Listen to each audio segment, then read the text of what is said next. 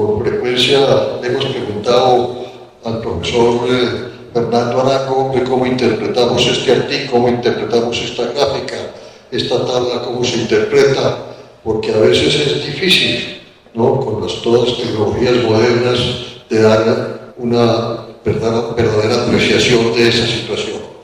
Hablar del doctor Fernando es muy interesante porque, fuera de que es hijo de uno de los más importantes médicos egresados de la Universidad de Caldas, ¿no es cierto?, el doctor Arango Fernando, y quien fue líder en su momento y en su oportunidad, fue líder aquí en la universidad, fue líder, fundador del programa de neonatología junto con el doctor Gilberto Echeverri en el hospital de Caldas, y Fernando ha cumplido una labor ahí supremamente importante, dándole continuidad a ese trabajo tan interesante y tan importante que es cuidar al niño recién nacido que comienza su vida. También es muy importante, ¿no?, el papel de Fernando en el campo de la epidemiología, donde es especialista, porque es asesor de investigaciones en la Facultad de Ciencias de la Salud de la Universidad de Caldas, y no solo en ella, sino en la Universidad de Manizales, y nos acompaña prácticamente, diría yo, en prácticamente todas las investigaciones que desarrollamos para darle esa calidad tan importante desde el punto de vista epidemiológico a la salud. Queremos entonces dar la palabra al señor presidente de la Academia para que endulce el saludo y iniciemos entonces nuestra reunión. Gracias, señor secretario. Bienvenido, doctor Fernando. La presentación suya en específico la va a hacer el doctor Campo Elías, que es nuestro presidente de la Comisión de Asuntos Académicos. Para cumplir con el orden del día, pues ya sabemos que es suficiente, especialmente desde el punto de vista virtual. Algunos informes se harán después de que tengamos el gusto y el placer de escuchar la conferencia del doctor Fernando y los comentarios al respecto por comisiones, y haré yo una breve información sobre aspectos que son estructurales para la academia. No va a ser mayor de 10 minutos. Doctor Campolías, tenga la amabilidad de presentar al doctor Fernando. Bueno, para mí mucha alegría ya todo lo que nos dijeron del doctor Fernando Arango. Nos conocemos desde la universidad, es un poquito mayor que yo, eso sí hay que definirlo. Fernando toda la vida, desde que estábamos fascinados con los niños, y un líder de toda la región en neonatología. Es médico cirujano de la Universidad de Caldas, médico pediatra de la Universidad de Caldas, médico neonatólogo de la Universidad del Valle, médico epidemiólogo de la Universidad del Valle, y nos ha acompañado toda la vida en la Facultad de Medicina. Muchas gracias, Fernando, por aceptar la invitación, y adelante con su conferencia. Muchas gracias, doctor. Aquí tengo mi micrófono. Entonces, es una charla, yo creo que sencilla, que nació de los residentes en general. Yo les doy un curso de apreciación crítica de la literatura científica, y siempre venían con gráficas y con tablas que no entendían muy bien. Entonces decidí más bien organizar esto en una conferencia, y es cómo interpretar esas tablas y esas gráficas en estudios científicos, pero además algunos tips de si nosotros estamos escribiendo el artículo científico, cómo debemos de hacerlo bien. En general, las tablas y figuras muestran relaciones entre los datos y otro tipo de información que puede ser numérica, textual o visual. Si yo puedo mostrar en forma muy concisa la información, mejor la escribo en el texto, no utilizo tablas para eso. Si tengo pequeñas cantidades de datos con comparaciones muy simples, es mejor usar texto, una o dos frasecitas. Y si tengo grandes cantidades de datos con varias comparaciones, lo tengo que hacer en forma de tabla o de gráfica. En general, las tablas, cuando sea muy importante mostrar valores exactos. Entonces, en este ejemplo, vemos en este parrafito, contiene exactamente la misma información que está aquí en la tabla, pero uno en la tabla la va a comprender muchísimo mejor, y está mostrando unas coordenadas para hacer una función al cerebrito de un ratoncito del laboratorio, según los diferentes núcleos. Entonces, es mucho más entendible para el lector esa información, mostrarla en la tabla, que mostrarla en un párrafo. Cuando uso gráficas, cuando sea importante mostrar patrones o tendencias. Entonces, en este ejemplo, esta tabla contiene la misma información que esta tabla, pero en el ratón número 4 hay una tendencia muy clara de que él está comiendo mucho más gramos de alimento por día. Entonces, es lo que le interesa mostrar al que escribe el artículo científico. Cuando haya una tendencia, es mucho mejor mostrarla en gráfica que en tabla. En la tabla uno, para apreciarla, pues tiene que hacer mayor esfuerzo, que de entrada esa gráfica me dice, mire, este ratón, algo está pasando. En general, puedes preferir tablas cuando se van a presentar grupos pequeños de datos o cuando la presentación de los datos requiere múltiples comparaciones específicas. Pero un desenlace primario, el resultado principal del estudio, no se debe presentar únicamente en una figura o referirse en el texto únicamente con una frase general. Hay que usar los dos componentes. Y las tablas del texto se complementan entre sí. El texto resalta los hallazgos principales, pero el detalle está contenido en las tablas. Al igual que un párrafo, las tablas y gráficas deben ser coherentes entre sí y deben tener un propósito específico. La información hay que mostrarla en una secuencia lógica a la medida que el artículo científico vaya transcurriendo, pero no es necesario tabular todos los datos recolectados en el estudio, porque eso va a distraer y va a fatigar al lector. Entonces vamos a empezar primero con las tablas, después seguimos con las figuras. Hay dos tipos de tablas, tablas propiamente dichas y matrices.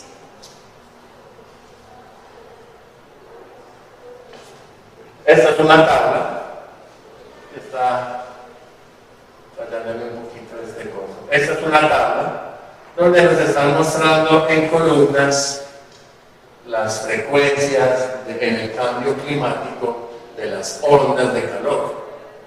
Entonces hay condados que han tenido más de una onda de calor por evento, la frecuencia de esas ondas de calor, la duración de las ondas de calor y la temperatura que se alcanzó promedio durante esa onda de calor. Y está mostrando si esas ondas de calor han durado más o igual a 2 días o más o igual a 4 días. Y hay unas tendencias ahí. Entonces todas las comparaciones es mejor mostrarlas en una tabla, no se pueden escribir en un texto. Entonces el texto va a resaltar el hallazgo más importante, pero la tabla lo que va a hacer es contiene todo el detalle. Pero también hay matrices. Entonces, la matriz es una estructura tabular que utiliza números, palabras cortas, símbolos, incluso colores sombreados para mostrar relaciones y permitir comparaciones entre los ítems que hay en las columnas y en las filas. Este es un ejemplo de una matriz donde nos están mostrando los episodios de regurgitación paravalvular a los 30 días de seguimiento comparado con el año de seguimiento. Y con colorcitos me están mostrando, con este más oscuro, que la situación empeoró. Esta franja que ahí no se aprecia muy bien el color, pero un color intermedio me dice que se mantuvo igual, y al contrario aquí me dice que la situación está mejorando. Entonces es una matriz que es como una tabla, pero que utiliza además unos colores, unos números, unos sombreados. Las matrices las utilizan mucho más en los meta-análisis network, que es un tipo muy complejo de revisión sistemática donde se evalúan al mismo tiempo varias intervenciones, no una sola. Mostramos la información en filas o en columnas. Esta tabla y la que sigue están mostrando exactamente la misma información. Nos están mostrando el riesgo de morir después de que inicie la falla cardíaca, tanto en hombres como en mujeres en la década de los 60, 70 u 80 años.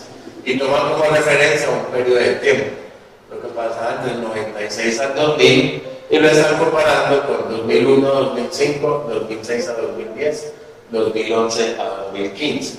En este caso me están mostrando la comparación en las filas. Entonces, hombres de 60 años, comparado con lo que pasaba del 96 a 2000, en el siguiente periodo disminuyó un 16% el riesgo de morir, después disminuyó un 37% y finalmente un 52%. Pero los que saben de esa parte de visión nos dicen, si usted va a mostrar una relación estadística, es mejor que no lo muestre en filas, sino que lo muestre en columnas. Y esta tabla es exactamente igual a la anterior, solo que en las columnas ya me están mostrando lo que antes estaba en las filas. Y estamos viendo, comparado con los hombres de 60 años, comparado con lo que pasaba en el primer periodo, pues baja una mortalidad aún más y mucho más. Lo que no pasa en las mujeres, por ejemplo, de 80 años, que se ha mantenido constante. Entonces, si yo voy a mostrar esa relación estadística entre esos datos, es mejor mostrarlo en columnas y no en filas. Y aquí vemos otro ejemplo similar. Están mostrando 3 lagos en África y el área, la longitud y la profundidad de esos lagos. Se aprecia mucho mejor la información en las columnas, donde rápidamente uno ve que el lago Victoria es el que tiene más área en kilómetros cuadrados, pero es el que tiene menos profundidad o menos longitud. Entonces están mostrando lo mismo, solo que esas relaciones es mejor mostrarlas en columnas más que en filas. ¿Qué componentes tiene una tabla? Tiene un identificador de objeto, título, encabezamiento de columnas, encabezamiento de filas, el cuerpo propiamente dicho de la tabla y algunas notas al pie de página. Aquí hay un ejemplo. Entonces, este primerito es el identificador de objeto. Me dice, esta es la tabla número 1. Después me muestra el título de la tabla, me muestra las características de los bebés y de las mamás por periodo de estudio. Que me lo muestra en las columnas. Entonces me muestra que es un estudio donde emplearon la calculadora de riesgo de sexo y neonatal temprana en un periodo antes de aplicar la calculadora, después un periodo de aprendizaje y finalmente cuando se emplea la calculadora de sexos, ¿qué impacto se tuvo? Están los identificadores o los títulos pues, de las filas, que son las variables que hacen parte del estudio, el cuerpo propiamente dicho en la tabla donde está la información numérica, y finalmente está el pie de página, que con respecto a ellos se puede requerir para cambiar algunos puntos en particulares, pero debe mantenerse lo más mínimo posible, usar el menor número posible de pies de página, y se usan para explicar abreviaturas o símbolos que se usan en la tabla o cuando se hacen análisis por regresión multivariado, entonces para colocar cuáles son los factores de confusión por los cuales se hizo la cosa. A veces fusionan celdas, aquí vemos más filas y aquí vemos un poquito menos. Hay unas celdas fusionadas en un estudio que están comparando los niveles de satisfacción después de colocar implantes mamarios, si son con grasa o sin grasa. Están mostrando el bienestar psicosocial, el bienestar físico y el desempeño sexual de las mujeres. Y me están mostrando, entonces han fusionado unas celdas para comparar un injerto graso versus el injerto no graso. Y a través del tiempo, entonces a veces pueden fusionar celdas dentro de una misma tabla. Si mostramos el sombreado, aquí no lo apreciamos, la calidad de la imagen del video, pero en la pantalla sí lo están viendo, donde cada filita hay unas en sombreado grisecito y otras en blanco. O si lo mostramos más bien con estas líneas que nos separan las filas, eso depende del editor de la revista. Si uno quiere publicar el artículo, tiene que mirar muy bien los requisitos para autores y ahí le explican a uno qué formato de tabla y cómo la tiene que enviar.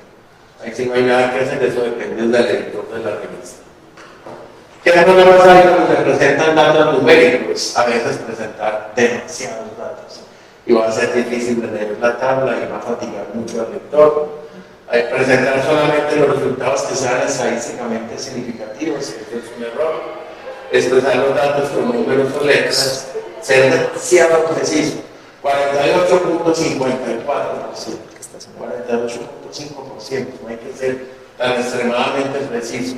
No mostrar los denominadores en las columnas, el número total de pacientes que se incluye en cada una de esas comparaciones. Es muy importante tenerlo porque uno a veces puede querer hacer algunos otros cálculos y necesita esos datos. O no presentar todos los datos de todos los sujetos. Este es un ejemplo que ahí no lo apreciamos bien en la pantalla, pero es una tabla demasiado llena, demasiado confusa, demasiado difícil de leer, demasiados datos. Mejor partamos la información en 2 o 3 tablas. Y estas son unos ejemplos de tablas innecesarias. Esta tabla no se necesita. Yo podría decir en una frase que en el 55.5% de los casos hubo una sobrecarga intensa del trabajo por parte del jugador al inicio del programa. Pero no hay ninguna comparación de nada, solo estamos describiendo unos datos. Entonces no hay necesidad de presentarlo en tablas o acá. ¿Quién ordenó la densitometría ósea? Que la mayoría de los casos fue el médico de familia. Eso se puede expresar en una frase. O estoy describiendo unos constantes vitales, entonces no hay comparación, solo el promedio de la presión arterial media o la sistólica, ¿cuánto fue? No es necesario utilizar una tabla para eso. Con respecto a las figuras, entonces, las figuras es una representación gráfica para presentar información o datos. ¿Y qué tipos de figuras hay? Hay gráficas estadísticas, hay mapas, hay flujogramas, hay ilustraciones, hay imágenes digitales, hay fotografías y hay otro tipo de imágenes clínicas que la usa mucho el doctor Campo Elías. Vamos a empezar primero con las gráficas estadísticas y hay de muchos tipos, muchos ejemplos, y esto tal vez es la parte más compleja de entender. Algunas gráficas son complicadas, otras hablan por sí solas. Ejemplos de gráficas estadísticas, esto es apenas algunas, vamos a ver ejemplos de cada una de ellas. Hay gráficas de líneas, gráficas de sobrevida, gráficas de dispersión, gráficas de Bland-Altman, las curvas ROC o curvas de receptor operador, un nombre feísimo que le pusieron, pero así fue como le llamaron. Hay polígonos de frecuencia, gráficas de área, histogramas, gráficas de barra. Empecemos con estas. Entonces, esta es una gráfica de línea donde están comparando a través de 3 años los cuatrimestres de cada uno de esos años, cómo ha sido la tendencia del uso de la histerectomía, por vía abdominal, comparada con la laparoscópica o robótica, donde vemos que a través de los trimestres ha disminuido el uso de histerectomía abdominal, pero se ha incrementado el uso de histerectomía laparoscópica y en los últimos cuatrimestres de la asistida por robot. Entonces veo una tendencia, esa tendencia se ve mejor en la gráfica que mostrarla en una tabla. Cuando hay una tendencia es mejor mostrarla en gráfica. Entonces el lector de una vez se da cuenta, miren, están haciendo menos histerectomías por vía abdominal y más por cirugía laparoscópica.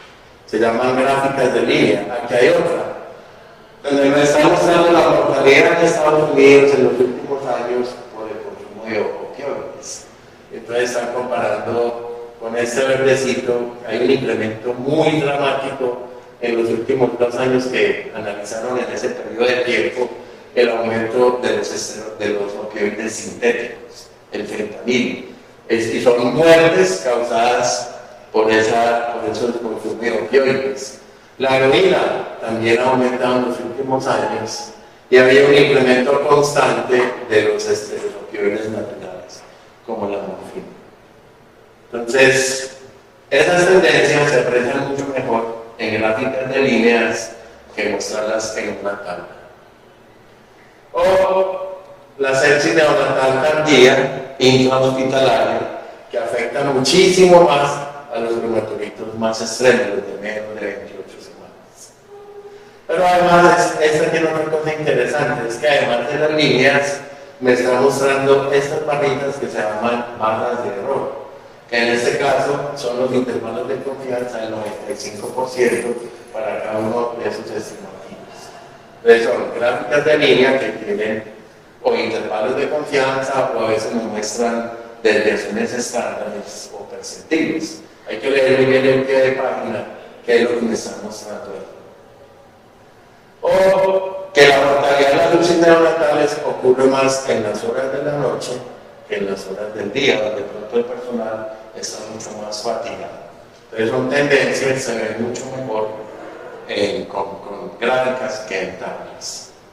Y este es un artículo reciente del uso de la empaglifosina, donde está mostrando la edad de los pacientes como una variable no categórica, sino continua, y podemos apreciar que la disminución de la mortalidad después de haber empezado el consumo de la empaglifosina y morirse después de tener una falla cardíaca, de una manera estadísticamente disminuye en los pacientes entre los 60 y tal vez 80 años. En los otros grupos no hay una diferencia significativa. Entonces me está mostrando la regresión lineal junto con los intervalos de confianza del 95%, que son significativos y no cruzan ese valor nulo, que es el número. O a veces me complica la cosa más. Entonces me están mostrando unas barras junto con unas líneas. Y fuera de eso, en esta gráfica me están mostrando dos ejes. Uno por acá, que es el uso de analgesia multimodal postoperatoria. Y por acá me está mostrando el porcentaje de prescripción de opioides para manejo de la analgesia postoperatoria, donde cuando se implementó en una institución esa analgesia multimodal se ha venido incrementando de una manera significativa el uso de acetaminofén, de los AINES, de la gabapentina.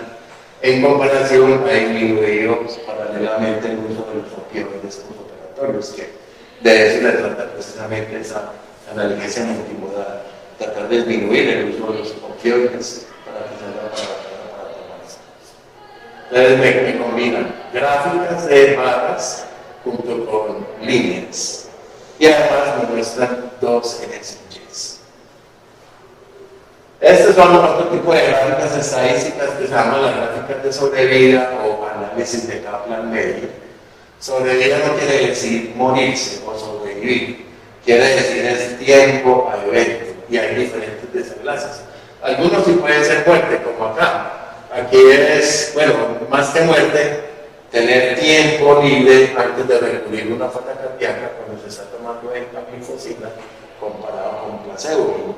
De entrada vemos que una curva es diferente a la otra, y me muestra acá un hazard ratio, que cómo se interpreta.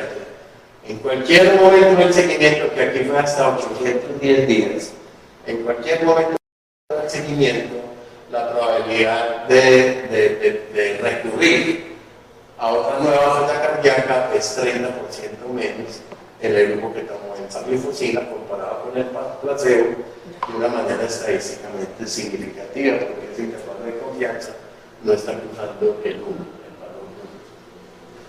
1. O aquí vemos que da igual una intervención que otra, ¿cierto?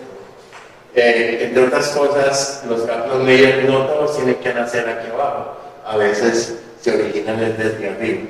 Aquí se están originando el punto cero desde abajo, y me están mostrando si yo lograría descontinuar el soporte inotrópico utilizando un medicamento que se llama migdogreen, comparado con placebo, es exactamente igual una que la otra. No hay diferencias, entonces no sirve ese medicamento para disminuir el uso de esto.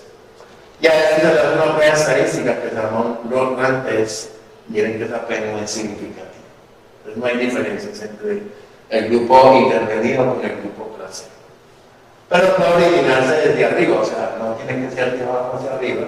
Esta gráfica me está mostrando desde arriba hacia abajo, donde está mostrando las probabilidades de morirse por sepsis si uno tiene una expresión de un gen alta o una expresión de un gen bajo. Entonces, el Kaplan-Meier puede originarse desde abajo o desde arriba, eso es como lo quiera presentar el que escribe el artículo científico. Tercer ejemplo están las gráficas de extracción, donde me está mostrando la relación de una variable con otra variable. En este caso son dos variables numéricas que están viendo las bilirrubinas transcutáneas, en el eje de la Y, versus la bilirrubina sérica total. Entonces hay un aparatito que le coloca en la sigla, que no lo usa, simplemente lee el color de la piel y eso lo traduce en un valor numérico. Si eso es confiable comparado con tener que chuzarlo y sacarle sangre. Entonces, bilirrubina sérica versus bilirrubina transcutánea. Se hace una regresión lineal, que es esta línea, y le está mostrando cada puntico es una observación, qué tan cercanos o qué tan lejos están esos puntos de esa línea de regresión. Entonces, donde si el transcutáneo dice que las bilirrubinas del bebé son 10, deben estar muy cercanas a 10 en las bilirrubinas séricas totales. Y a veces le das una buena estadística que si esa variable continua tiene distribución normal, se hace un coeficiente de correlación de Pearson, que es el que utilizan aquí, 0,88. Esa correlación puede ser, el valor va entre menos 1 y más 1. Menos 1 porque puede haber una correlación negativa. A medida que aumente una variable, la otra variable disminuye. Y no quiere decir que eso sea malo. Simplemente hay variables que se correlacionan de forma negativa. Ejemplo, la proporción de partos atendidos en una institución de salud con personas que tienen las destrezas en atender partos versus la mortalidad neonatal. A mayor proporción de partos atendidos en una institución de salud de buena calidad, la mortalidad neonatal va disminuyendo. Entonces, es una correlación negativa, aumenta una variable, pero la otra disminuye. Si ese valor de Pearson se acerca menos 1 o más 1, es una correlación perfecta. En este caso es una excelente correlación entre las bilirrubinas transcutáneas versus las bilirrubinas séricas totales. Pearson 0,88, cercano al más favorable. Esta es un ejemplo de una correlación negativa, a medida que aumenta una variable, la otra variable disminuye. Y a veces a la regresión le colocan los intervalos de confianza al 95%, que son las líneas que ustedes ven al otro lado. Por aquí ven que ese Pearson es apenas el R.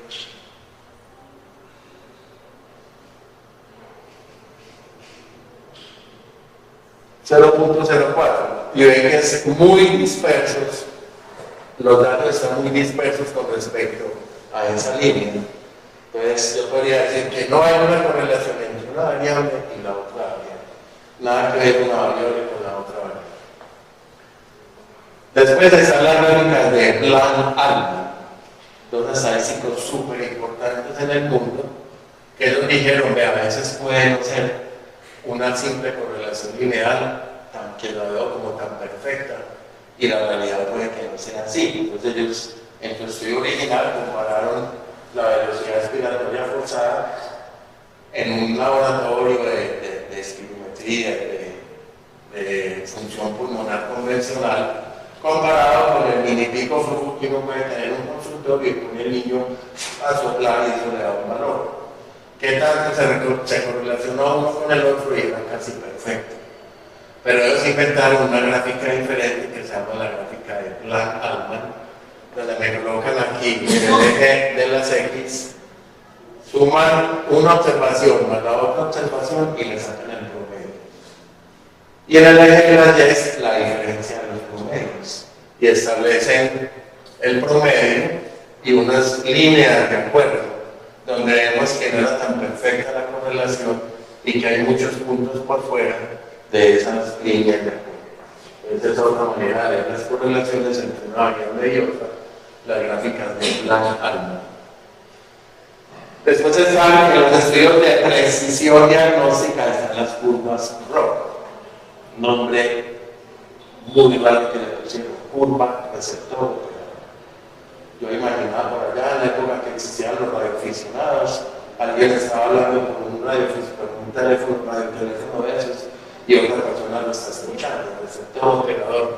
Pero simplemente en el eje de las X me coloca la especificidad, o algunos colocan uno menos especificidad, que son los falsos positivos. Y aquí me colocan los verdaderos positivos, la sensibilidad. Entonces, la curva perfecta en este punto, 100% verdaderos positivos, 0% de falsos positivos. Y tiene una línea diagonal, se llama 0.5, donde equivale a tirar cada persona está enferma, 0 no está enferma. como si el doctor Camporías cogiera el ecógrafo y dijera, cara, tiene cáncer de seno, 6 no lo tiene, el azar. Y la curva, entonces los datos me dan una curvita donde sirve para dos cosas. Una, para medir el mejor punto de corte. ¿Cuál es el mejor punto de corte para yo decir una persona está enferma o no está enferma? Y es el que se aproxima a lo que llaman el ojo de la curva. El valor que se aproxime más a esa esquina, que es la perfección. 100% verdaderos positivos, 0% de falsos positivos. Entonces, allá sería la perfección. El valor que más se aproxime es el que yo puedo escoger como punto de corte para decir si una persona está enferma o no está enferma. Y fuera de eso, el software le calcula a uno este área bajo la curva. Entonces, un área bajo la curva mayor de 0.5 me dice que esa prueba diagnóstica es al menos mejor que el azar para discriminar a los pacientes enfermos de los sanos. Y mientras más se aproxime a uno, el área bajo la curva, pues mucho mejor la prueba es. O yo puedo comparar, entonces ahí no lo vemos bien, pero están comparando dos formas diferentes de evaluar la probabilidad de muerte se llama el POP versus el Apache 2. O están comparando varios paraquímicos para evaluar tromboembolismo pulmonar, donde dicen que el que mejor área bajo la curva tiene, ahí casualmente es el dímero D, pero lo curioso es que el dímero D sirve es cuando es negativo. Cuando es negativo yo puedo descartar la enfermedad. Y esta mañana, bueno, ahí vemos las áreas bajo la curva roja. Entonces hay unos modelos mucho mejor, hay unos que tienen mucha más área y otros inclusive son negativos. Esos que son menos de 0.5, no sirve para nada, es peor que el azar. Eso descarta. Esta mañana el doctor Alexander Trujillo me mandó una gráfica, la verdad que complicada, donde me puso a estudiar y es una curva roja que además tiene unos contornos. Eso sí no lo conocía yo, estas negrita no las conocía. La curva roja sí es la misma, la sensibilidad y la especificidad, o uno menos especificidad, verdaderos positivos, falsos positivos.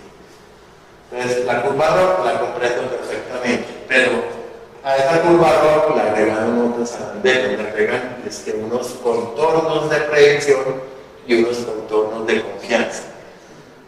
Puse a estudiar y encontré que eso se hace cuando yo quiero hacer una revisión sistemática de estudios de pruebas diagnósticas.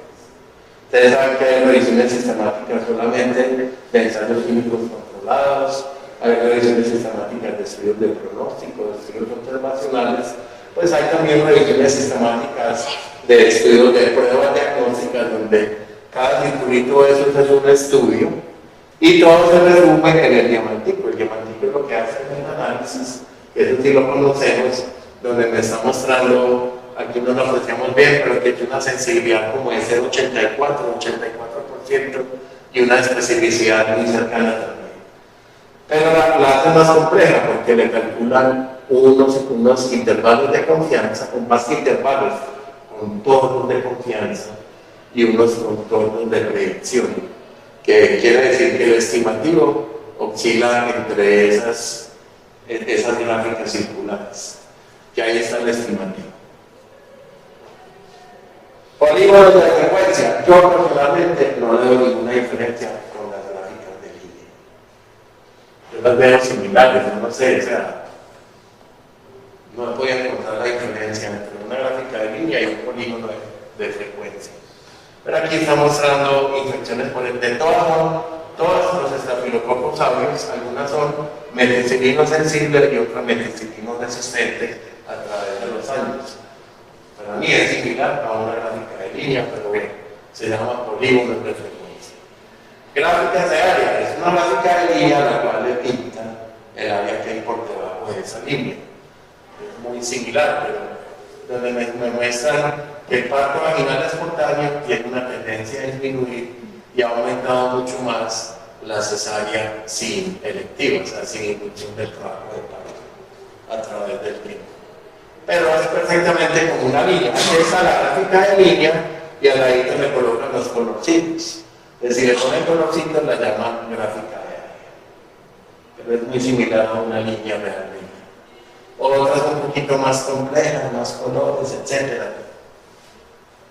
Histogramas. Las barritas están pegaditas entre sí, a diferencia de las gráficas de barra, que las barras son separadas. Eso es un histograma donde me está mostrando el tiempo en días, la frecuencia en cada periodo de hemorragias.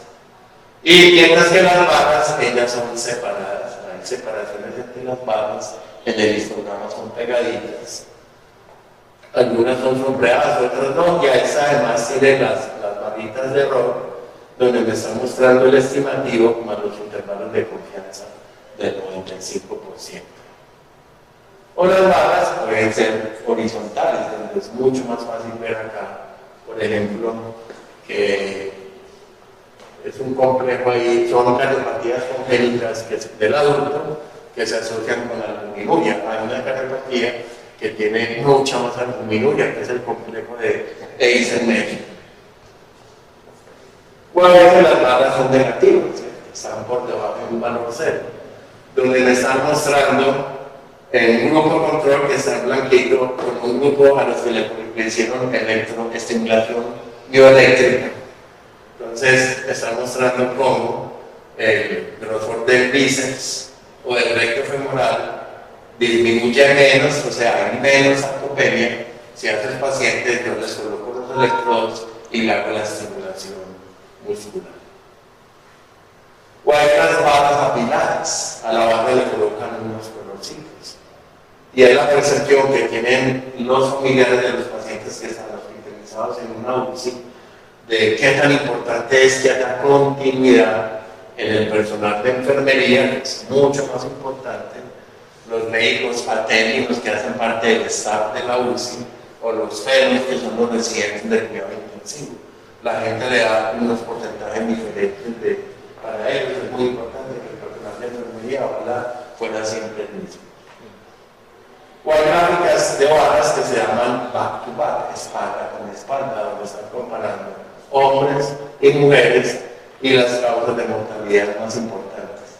Los vemos mucho en los estudios de demografía o los análisis demográficos de la población. En un lado están los hombres, en el otro lado están las mujeres. Les dicen barras de espalda con espalda.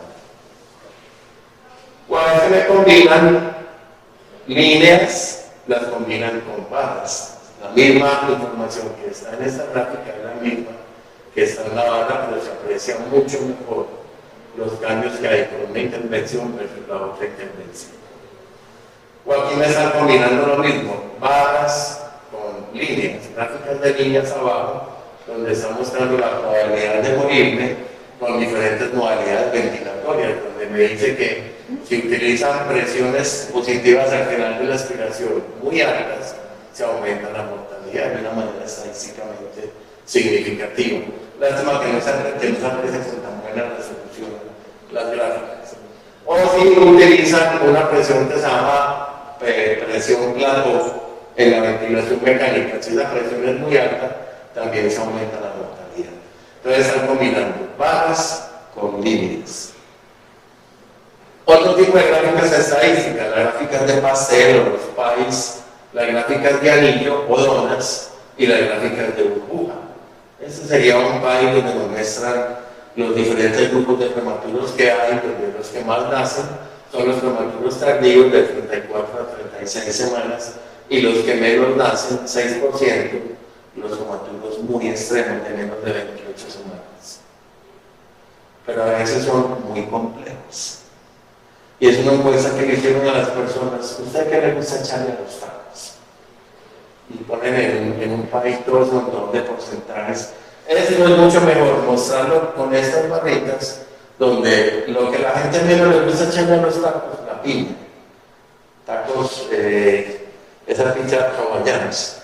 Es lo que menos les gusta echar, y lo que la gente más le gusta echarle a los tacos, el chupo. Entonces, es la información en ese país. Y es la misma en esa gráfica, mejor en esa gráfica, de barras. Y hay revistas, todo el journal de la Asociación Médica Americana, ellos no permiten presentar información en diagramas de pastel o pies. Entonces no lo dejan hacer porque dicen, miren, esa información que está en ese país, esa es la información que está en estas barras. Donde toda esta parte grandotota verde son pacientes que no eran elegibles para cierta intervención, y por el otro lado, las tarjetitas chiquiticas, eso lo están ampliando. Esto lo amplían en esta barra, donde uno ve mucho mejor diferentes categorías. Entonces, es lo mismo que está en el PAI, pero está presentado en esas barras y se entiende mucho mejor. Entonces, si no van a dar un artículo al llama, no pueden enviar fax, ellos lo tienen terminantemente prohibido. Las donas, muy similar a los PAIs, solo que la colocan como en circulitos, y eso vería como si estuviera partida, pero la dona está continuada con un color blanquito. Y las burbujas sí son como más, y lo ilustran más a uno. Hay unas poblaciones más grandes y otras poblaciones más pequeñas. Entonces las burbujas sí pueden orientar un poquito más. Pero además de todas las que hemos visto, hay gráficas de punto, gráficas de cajas y bigotes, plot de valores individuales, plot de espagueti muy complicados, los forest plot que vemos en los metaanálisis o revisiones sistemáticas, el funnel plot que también está en las revisiones sistemáticas, y un plot súper complejo que se llama plot en espiral. Estos son gráficas de punto donde no muestran líneas, sino cada puntico con su respectivo intervalo de confianza del 95%. Y a veces me la mezclo, entonces hay cajas y bigotes más puntos. Las cajas y bigotes, entonces, pueden ser en forma vertical la mayoría de las veces, pero también pueden ser en forma horizontal, donde uno ve diferencias entre el quintil más pobre con el quintil más rico de una población. ¿Qué índice de cubrimiento tiene en salud? En vacunas, perdón, si se coloca la vacuna del sarampión, si el parto es atendido por personal con destrezas. Es mucho más probable en el quintil más rico que en el quintil más pobre. Entonces, la cajita me está mostrando la mediana, que no tiene que estar siempre en la mitad, puede estar en cualquier parte de la caja. Y el extremo de la caja es lo que llamamos el rango intercuartil, que es el percentil 25-75. Entonces, el 50% de la población estaría en este valor. Y la rayita es la mediana. Entonces se llaman las cajas y bigotes. Esto es un plot de valores individuales donde cada puntico es un valor y están comparando tres modalidades diferentes. Y en la mitad vemos una rayita con el estimativo más el intervalo de confianza del 95%. Ese tipo de gráfica se llama plot de valores individuales, que a veces me mezclan valores individuales con la caja y bigote. Entonces pueden mezclar los dos tipos de gráfica. Plot de espagueti, súper complicado, ¿verdad? Parecen un plato de espaguetis ahí donde cada uno es una observación a través de tres momentos diferentes, pero lo hace complejo, difícil de entender. Y eso sí todos los conocemos muy bien, estamos muy familiarizados con ellos, que son los forest plot, que se utilizan en el metaanálisis. El diamantico es el metaanálisis propiamente dicho, que está agrupando el estimativo de todos estos estudios. Y hay unos cuadritos más grandes y otros más pequeñitos. Tienen que ver con el tamaño de muestra del estudio. A mayor tamaño de muestra, el cuadro es más grande, te aporta más al metaanálisis. Aquí lo están ponderando de todo el metaanálisis, qué tanto aporta un estudio y qué tanto aporta otro estudio. Y lástima que no se vea, pero está el 1, valor duro. El valor duro puede ser un 1 o puede ser un 0. Cuando la variable sea dicotómica, si se murió, no se murió, si le pusieron tubatora, no le pusieron tubatora, si lo intubaron, no lo intubaron, entonces están viendo una razón de riesgo. Tienen una población con la otra población, y cuando yo hago una división 30 y 31, quiere decir que 30 es igual a 30. Entonces 1, como muestran acá, será el valor nulo. Es una razón de riesgos. Pero en variables continuas, estancia hospitalaria, días en ventilación mecánica, glicemia, puntaje de no sé qué, variables continuas, lo que hacen es una diferencia de promedios. Una cantidad que no es otra cantidad es igual a 0, quiere decir que las dos cantidades son iguales. Entonces el valor de 1 ahí será un 0. Puede ser 1 o 0. Fuller-Plot, que se usa las revisiones sistemáticas para evaluar el sesgo de publicación, porque desafortunadamente estudios con resultados negativos que tienden a no publicarse. Y por ahora es tan importante saber que una intervención sirve como saber que no sirve. Si el estudio es bueno, se diseñó bien, se condujo bien, se realizó bien, pero dijo que la intervención no servía, para uno es tan importante eso que saber que sí sirve. Si no sirve, no la vuelvo a utilizar. Entonces, la idea es que el Fuller-Plot debería mostrar como un embudito. Cada puntico es un estudio y hay estudios a favor y estudios en contra de la intervención. Pero cuando yo veo que están a un solo lado, digo, aquí hay un sesgo de publicación. No publicaron estudios con resultados negativos. Hay una vacuna para eso, que es las páginas de registro. Ya los editores de las revistas más buenas le exigen a uno que tiene que registrar su estudio clínico antes de que empiece a recoger pacientes. Y hay páginas de registro, lamentablemente hay muchas páginas de registro, debería haber una sola, pero hay muchas, más de 40 páginas de registro, es un absurdo. Holanda tiene, Alemania tiene, pero la Comunidad Europea tiene una, porque no hay una sola para toda la Comunidad Europea, yo no puedo entender eso. Pero bueno, Perú tiene, Brasil tiene, y seguramente alguien en Colombia está feliz de que queremos hacer una página de registro, página colombiana de registro, una sola. Lo ponen a uno buscar en todas partes. Aquí no hay sesgo de publicación, los estudios se distribuyen en forma de embudo. Y este es súper complicado de entender, muy maluco. Plot en la espiral, donde nos está mostrando cómo fue una epidemia de dengue en esa región de África entre mayo 1 del 2017 al 31 de octubre de 2017. Y la espiral va mostrando los periodos de tiempo.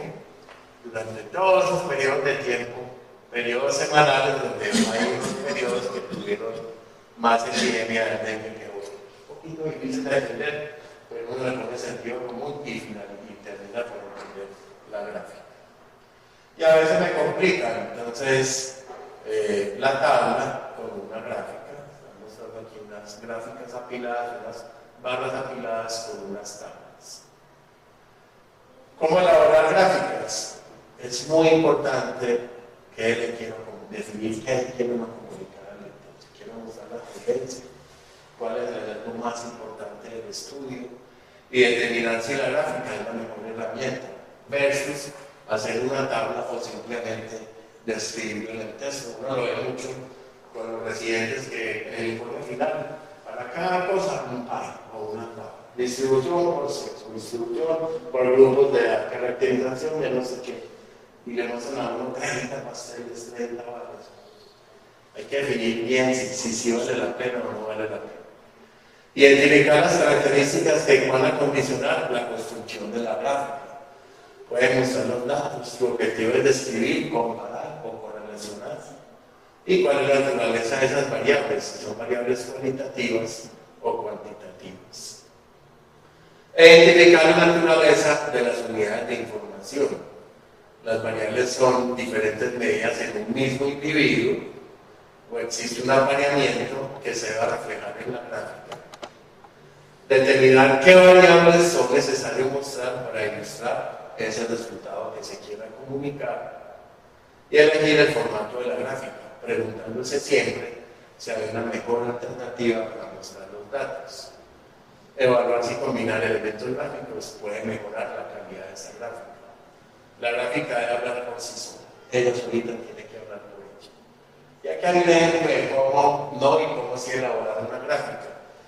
No mostrar esos 3D, o usando los 3D, que eso lo confunde a uno. Y todas las gráficas van a mostrar la misma información.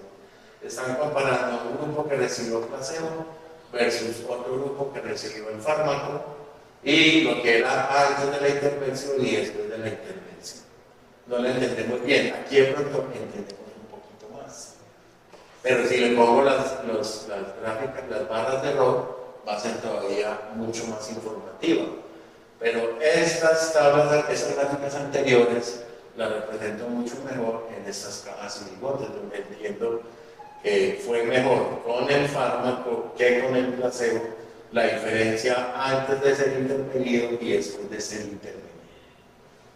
Pero también lo puedo mostrar con esas gráficas de puntos individuales o con esas líneas donde se aprecia que la pendiente es mucho mayor en el efecto en los que recibieron el fármaco que los que recibieron el placebo. Y hay 6 principios básicos para las gráficas. Solo incluir gráficas si mejora la capacidad del lector de comprender los detalles del estudio. Entonces, aquí me está mostrando 4 estadios de la enfermedad con unas barras, pero no me hace ni como lector entender bien eso. Piense cómo la gráfica podía transmitir mejor la información. Esa gráfica con esos 3D que va a ser Excel, que tan bonito, que no sé qué, es exactamente la misma información que está mostrada en esta dispersión con esas líneas, donde uno ve que los pacientes que recibieron una intervención, que son los puntitos azules, tienen más cambios en la función renal que los que recibieron el placebo. Aquí no entendía uno bien eso. No usa gráficas para reemplazar el reporte de números clave en el test. Aquí me están mostrando la información en una gráfica, pero lo va a entender mucho mejor en esta tablita, donde me están mostrando los pacientes que recibieron el placebo antes de la intervención, un mes después y 6 meses después, comparados con los que recibieron el medicamento. Lo que está en la tabla es exactamente lo mismo que está en la gráfica, pero aquí la tabla supera lo que dice la gráfica.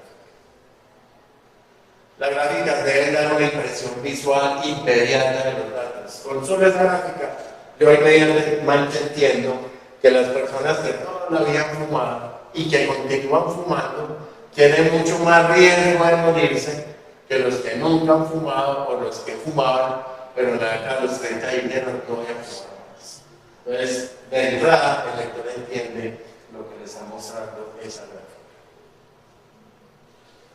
Haga las gráficas lo más hermosas posibles y hay mucho software para hacer eso. Esto es un Kaplan-Meier con sus intervalos de confianza, pero la gráfica es un poquito insulsa. Si yo la puedo mostrar mejor con colores, va a ser mucho mejor. O unas gráficas hermosísimas donde vemos que hay un grupo que se diferencia de los otros grupos.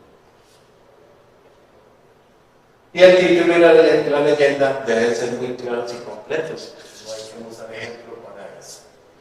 Después están los mapas que solamente vale la pena si me van a aclarar una tendencia. Y esta es la epidemia de Zika que hubo en los 2017, 2018, donde vieron que había unos casos en unos departamentos en Brasil mucho más afectados que otros, y en los mismos casos es donde hubo más casos de microcefalia en los recién nacidos que se expusieron prenatalmente a ese virus Zika. Entonces, si esa tendencia yo la puedo pensar en un mapa, va a ser mucho mejor que mostrar eso en una tabla.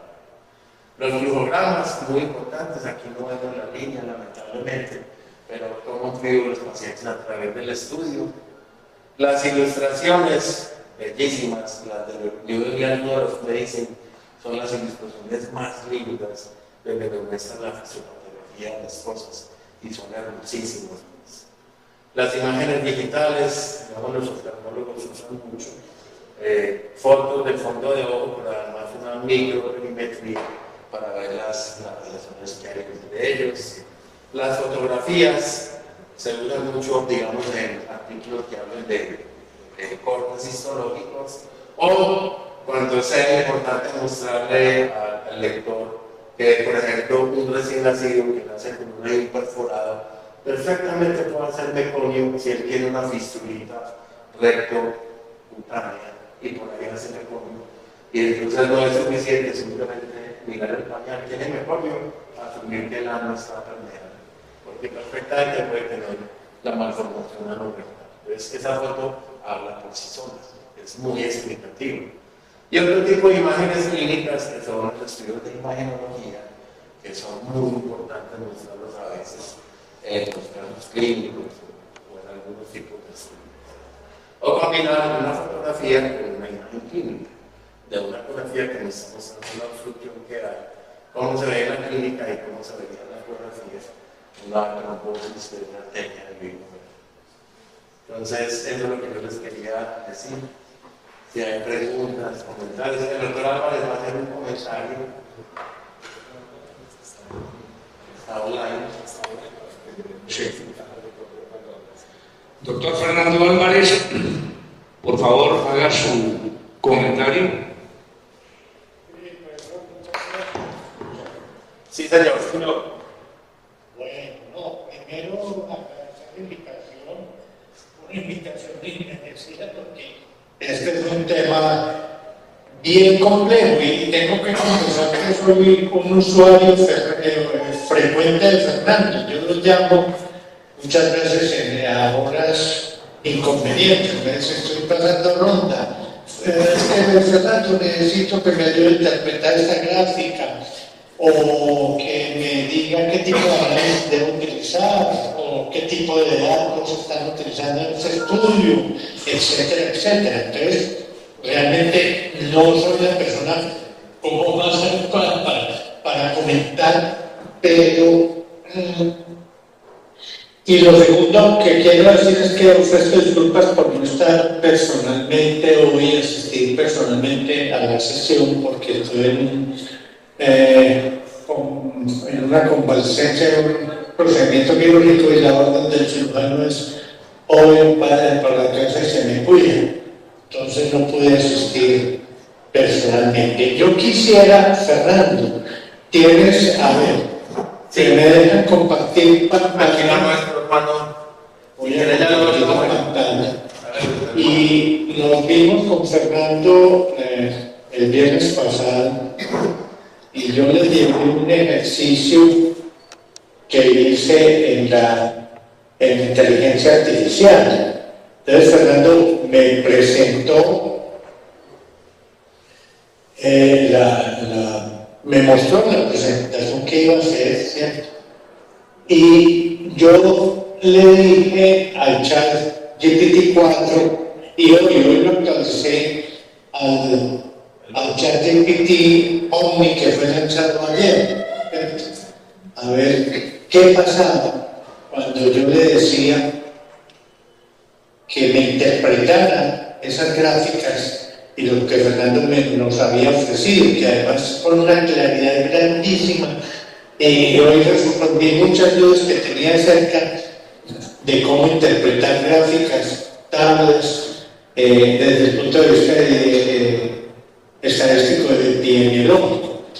Yo siempre he hablado de la infoxicación y he estado creando como mi taxonomía de la infoxicación, y dentro de esas categorías de infoxicación tengo la infoxicación estadística y la infoxicación epidemiológica. Yo creo que Fernando nos aclaró mucho, pero volvamos al tema del chat GPT. En primer lugar, que lo pusimos en el GPT-4 y marqué la diferencia, intenté marcar una diferencia con el ChatGPT Omni, el que fue lanzado ayer, ¿cierto? Y la primera conclusión es que hubo gran diferencia en la interpretación de los datos, porque de una vez, pues, un análisis es que el Omni es una gran ventaja con respecto al GPT-4, es con la interacción con el usuario. El Omni, ¿qué tiene? Permite la interpretación de un lenguaje a texto a imagen, imagen a texto a video, marcación de video, que en cirugía esa era una problemática muy grande que existía, y si ya la inteligencia artificial permite hacer marcación automática de los videos quirúrgicos, eso va a tener una importancia muy grande en cirugía. Además, nos permite la traducción simultánea y el video en tiempo real y la traducción traducción simultánea, por lo menos hasta ahora, en 43 idiomas. Entonces, cuando hicimos el ejercicio de que nos interpretaran lo que Fernando nos estaba presentando, no hubo diferencia entre los dos GPT, porque utilizan exactamente el mismo algoritmo y utilizan las mismas fuentes de información. Entonces, ¿qué pasó? Inicialmente yo les mostré la tablas y entonces le dije que generara una figura. Él me dijo, realmente no puedo generar una figura a partir de la tabla completa, pero sí me dijo que podía comparar en cada una de las líneas y columnas y generar figuras a partir de ahí. Entonces, fue una primera conclusión, pero realmente lo asombroso, y Fernando conoce pues este texto y ya lo va a comentar, fue lo que pasó cuando le dije a la inteligencia artificial que interpretara las gráficas. Y tomé unas gráficas al azar de las que mostró el doctor Fernando ahora, y lo que más llama la atención es el tipo de análisis, mírenla ahí, y el tipo de observaciones claves, y finalmente las conclusiones que puede sacar a partir de cada gráfica. Se las va a mostrar rápidamente Fernando, que ya conoce pues el documento, nos va a comentar desde su punto de vista las conclusiones. Ahora hay que advertir siempre que todo lo que nos diga la inteligencia artificial siempre debe ser validado por el ser humano, porque acuérdense del problema de la alucinación, ¿cierto? La inteligencia artificial parece colombiana, lo que no sabe se lo inventa. Entonces siempre tenemos que tener en cuenta que tenemos que contestar. Esto es un mensaje importante porque quiere decir que Fernando todavía no ha perdido su función como epidemiólogo, en el sentido de que esta interpretación que nos brinda el GPT tiene que ser contestado con el conocimiento que tiene Fernando. Esta gráfica, que fue muy importante o fue muy llamativa, y lo más importante, que era sobre el uso de opioides, lo que más me llamó la atención es que es esto que está aquí. ¿Veis? Esta figura es un indicativo poderoso del impacto del pasado de la crisis de opioides. O sea, saca unas conclusiones a partir de la gráfica que nos dice qué debemos hacer a partir de lo que ella interpreta de la gráfica. Y nos dice, mira, aquí hay una epidemia de opioides que es logarítmica y que debemos intervenir. Miremos todos los tipos de gráfica que miramos, ¿cierto? Y miren el tipo de análisis que nos hacen. Fernando ya da el análisis. Esta, por ejemplo, que era el funnel plot que no conocía yo y me ayudó a entender lo que Fernando nos explicó, ¿cierto? Era para evitar el sesgo de publicación o para detectar el sesgo de publicación en los metaanálisis. Y les coloqué también unas tablas externas, esta por ejemplo que era análisis estadístico y además el análisis mucho más complejo. Ya les voy a mostrar este por ejemplo, ¿cierto? Que es un análisis determinístico y estocástico, que todavía no sé qué quiere decir. Pero la interpretación que hace el GPT es que nos analiza el gráfico superior izquierdo, el gráfico superior derecho, ¿cierto? Y nos dice qué significa cada uno de los gráficos y para qué se utilizan. Y ahora, en tiempo real, con Fernando nos mostró el tema del forest plot, ¿cierto? Un poco más complejo. También nos muestra, ¿cierto?, el rock bajo la curva, con todo lo que las implicaciones que tiene. Entonces, esto simplemente es para mostrarles la capacidad que tiene la inteligencia artificial para interpretarlo. Ahora sí les la palabra a Fernando, que ya analizó estos resultados y nos puede decir si realmente son válidos o no. en todas es sorprendentemente válido, ¿cierto? O sea, la forma como interpreta cada una de esas gráficas, con excepción de la última. Usted mientras estaba en la casa haciéndolo, yo lo había hecho cuando llegué aquí, porque es que me dejó la gráfica que me mandó Alexander Trujillo. Son complejas. Esas curvas rock, pero ahí sí yo no vi tan buena la interpretación porque no me habla absolutamente nada de los contornos de predicción y los contornos de confianza que tiene esas arandelitas que tiene esa gráfica, que no me habla para nada y me la interpretó como si fuera un forest plot, pero aunque también habla del área bajo la curva rock. Pero en esa partecita yo sí la vi, o sea, eso demuestra la importancia de contrastar lo que le dice a uno la inteligencia artificial, porque aquí sí alucinó un poquito curiosamente, sin que habláramos, hicimos el mismo ejercicio. Interpréteme esa gráfica compleja, y ahí sí, si uno lee lo que le está explicando, no queda uno tan contento, tan lleno. Pero con las otras, o sea, las opciones, a mí me dejó estresado, donde habla de un incremento dramático en los últimos años del consumo de opioides sintéticos y las muertes relacionadas con ellos. O sea, interpreta y la conclusión que hay que implementar medidas urgentes en salud pública, porque esa epidemia está siendo devastadora en Estados Unidos. Entonces, la interpretación sí es sorprendente, pero el último ejemplo me demuestra a mí la importancia de contrastar lo que le diga a uno la inteligencia artificial con lo que uno puede interpretar. Que mucha de la interpretación, o sea, uno no tiene que ser epidemiólogo, es simplemente poner un poquito de sentido común, entender qué es lo que estudiar, qué tipo de variables son y qué me está mostrando a mí esa gráfica. ¿Cierto? No hay que ser epidemiólogo para eso. Entonces, excelente ejercicio, Fernando, muchas gracias. Muy bien. De verdad que es una cosa que podemos usar para que nos complemente. La claridad de la conferencia de Fernando, que de verdad que aprendí, yo aprendí muchísimo y creo que lo voy a tomar con menos frecuencia.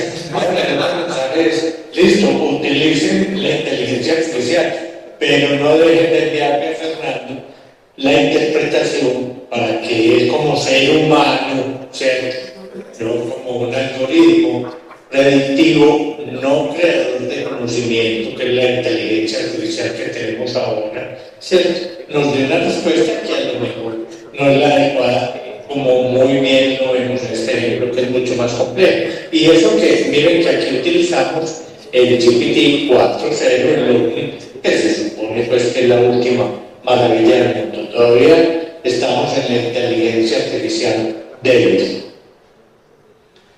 Bueno, excelente esta interacción entre los doctores Fernando Arango y Fernando Álvarez. La verdad que queda uno sorprendido.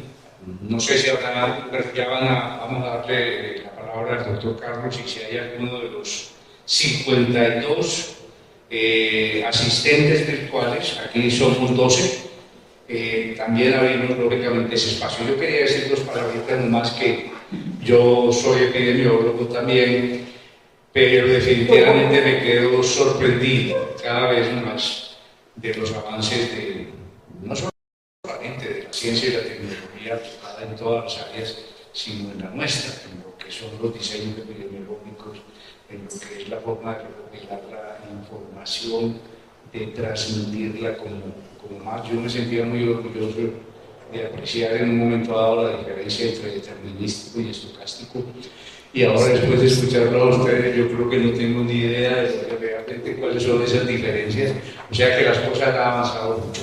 Doctor Fernando, excelente su presentación, especialmente para las nuevas generaciones que se están familiarizando con lo que es la información, cómo recopilarla adecuadamente, utilizar adecuadamente los instrumentos.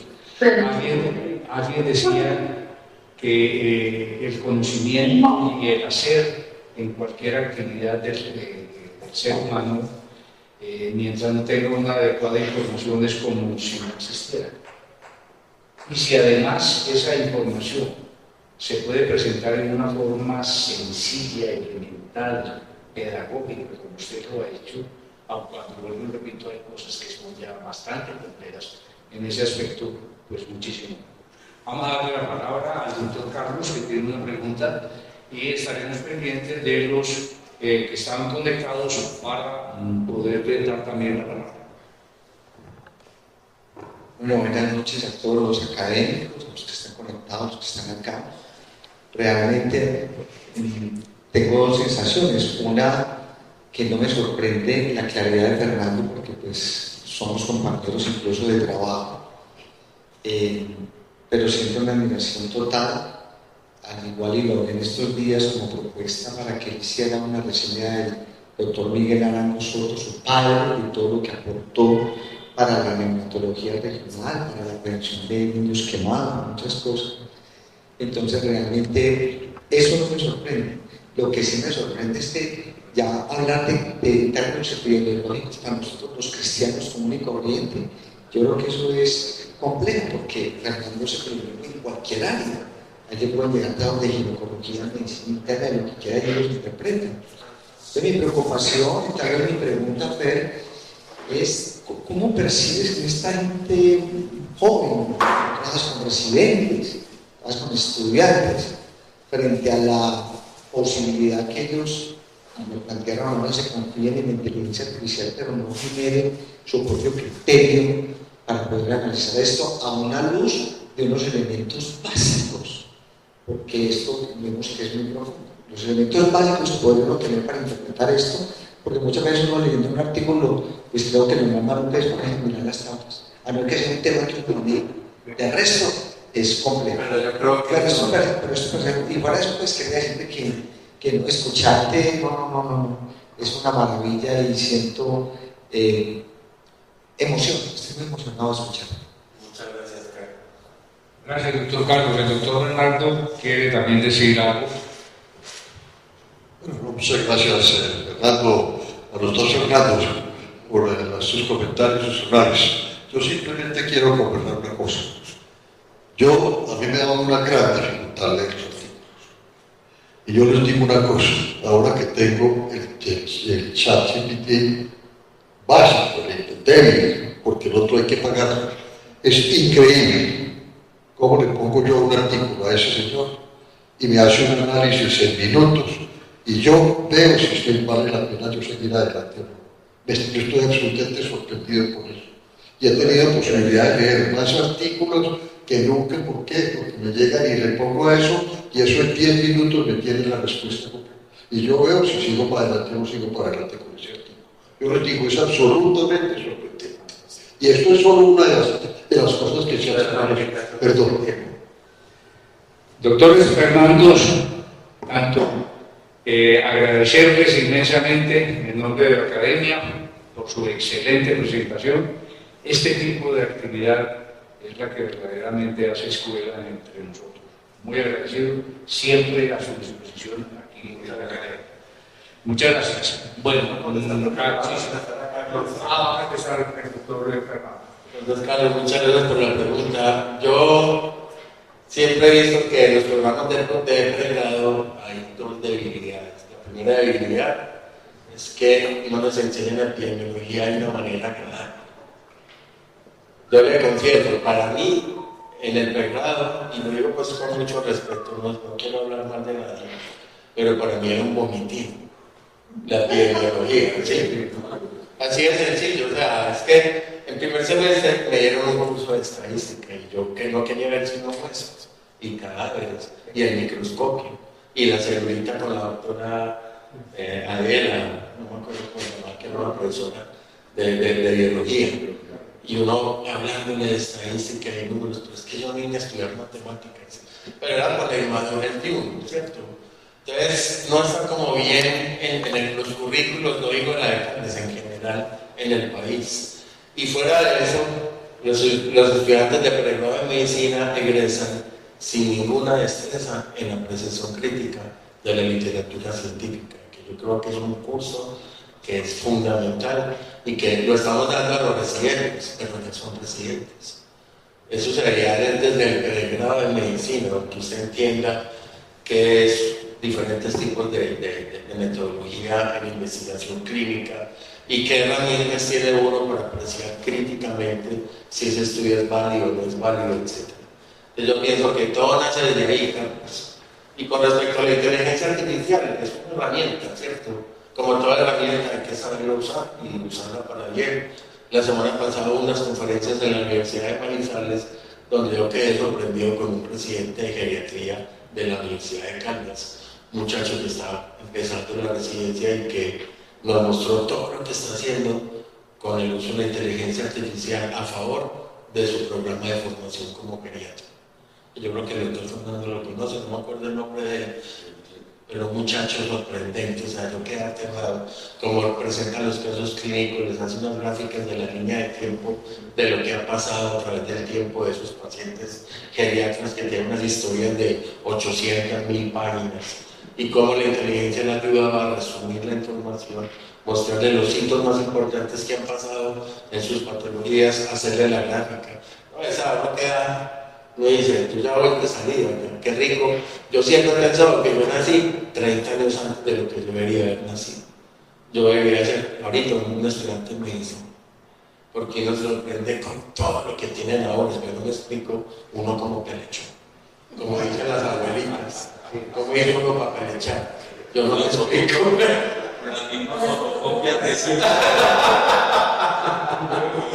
No, es que yo quisiera hacer estudiante de igualdad en este momento.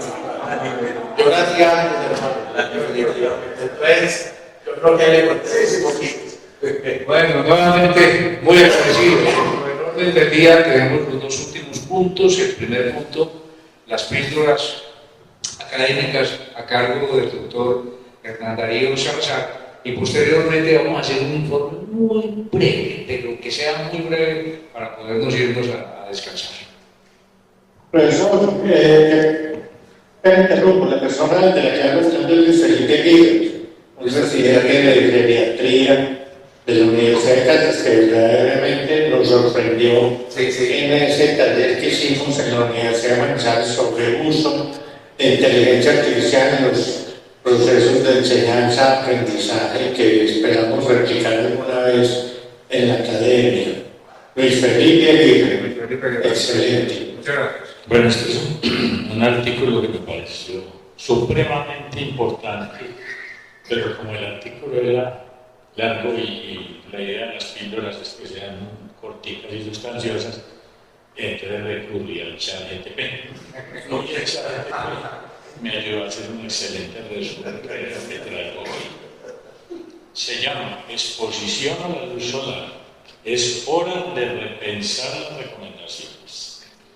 Si bien la radiación ultravioleta es un carcinógeno para la piel, existen beneficios sistémicos significativos que deben considerarse en la formulación de recomendaciones para la salud.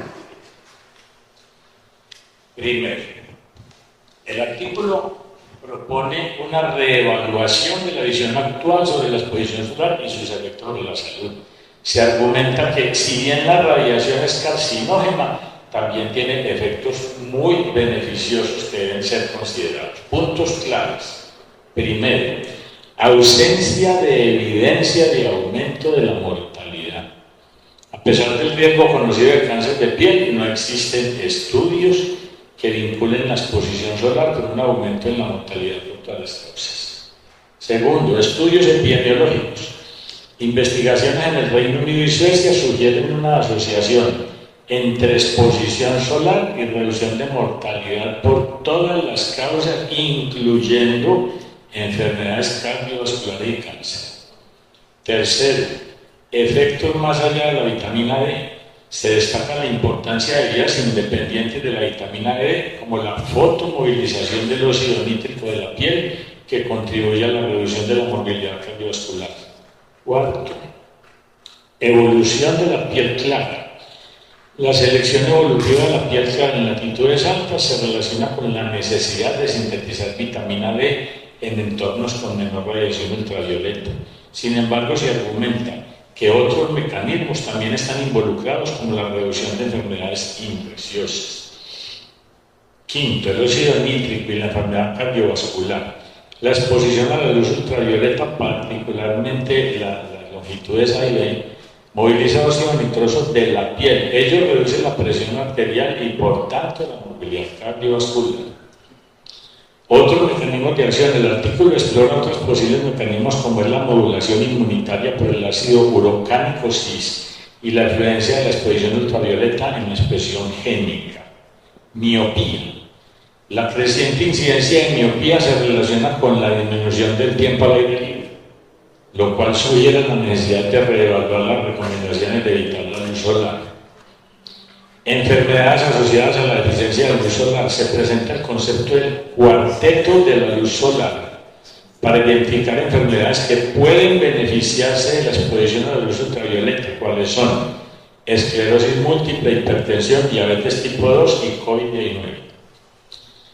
Por último, la importancia del color de la piel. Se enfatiza la necesidad de considerar el color de la piel al evaluar los riesgos y beneficios de la exposición solar, ya que la respuesta biológica a la radiación ultravioleta varía según la pigmentación. Conclusión, el artículo concluye que la comunidad médica, en particular la dermatológica, debe adoptar una visión más amplia de la exposición solar y considerar sus beneficios sistémicos junto con los riesgos para la piel.